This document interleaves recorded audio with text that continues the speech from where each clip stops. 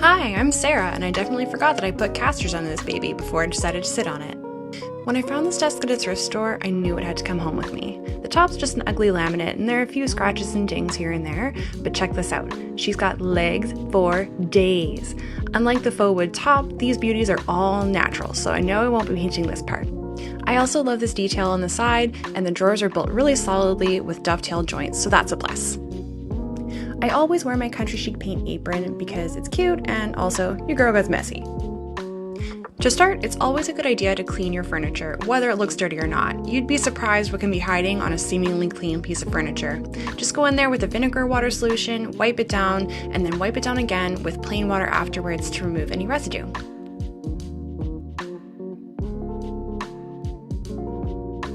Next up, I'm going to remove all the hardware from the drawers.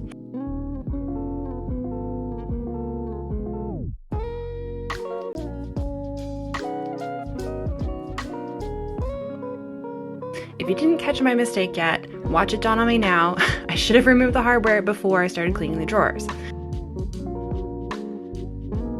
I realized this little pencil holder area is in the way of the screws to remove the hardware. Luckily, it was just held in place with a staple and pried up easily. Now that the screws are exposed, we're good to go. To avoid the disaster of losing knobs or screws in the shuffle, it's a good idea to pop them in a Ziploc bag. Don't ask me why I'm squeezing out all the air so they don't go stale, I guess. Next, I'm going to scuff sand all the areas I plan to paint with a medium grit sandpaper. Unlike raw wood, laminate's really non-porous, so it's hard for paint to stick to. Scuff sanding gives the paint more to grip onto. Make sure you wipe everything down again after to remove the sawdust. I know this seems redundant, but it's still important to clean before sanding, so you're not just pushing contaminants further into the surface when you sand. Gotta love these wheelie furniture movers. Whee!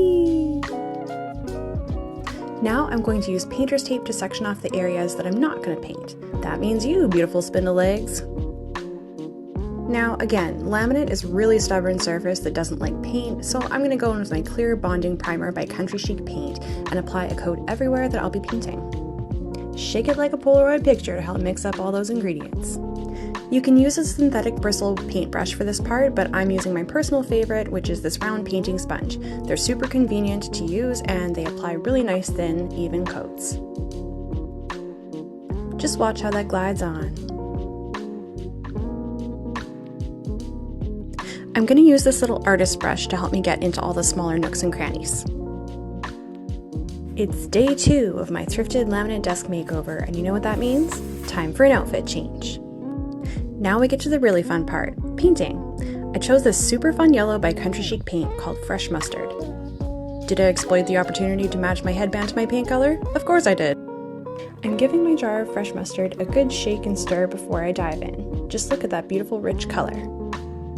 I'll be using a few tools today, a painting sponge, an oval synthetic bristle paintbrush, and an artist brush. I chose to start with the painting sponge for a few reasons. Most importantly, since I'm focused on getting good adhesion with this piece, it's important for me to apply the paint in thin coats, which is far easier to do with a sponge than with a brush. Now, some of you might be thinking, but Sarah, that first coat looks like a hot mess. Don't worry, I promise it's going to get so much better. Trust the process. Painting sponges are magical, but getting into tiny nooks and crannies just isn't their forte, so I'm going with my artist brush to fill in these little grooves. Since Country Chic Paint dries so quickly and the sponge applies such thin coats of paint, I was able to dive right into my second coat almost as soon as I was done the first. And yes, I know, I painted my second coat in the opposite direction to the first. Don't come at me! I could have chosen to seal this desk with furniture wax or a clear coat, but I'm really happy with the adhesion I got, so I decided I will not be sealing the paint at all. Instead, I'm just going to give it a light buff to make it feel super buttery smooth. You can do this with a really fine grit sandpaper, but I didn't have any on hand today, so I'm going to be using part of an old brown paper bag, which is equivalent to about a 2000 grit sandpaper. A few finishing touches and my painted laminate thrift store desk is done.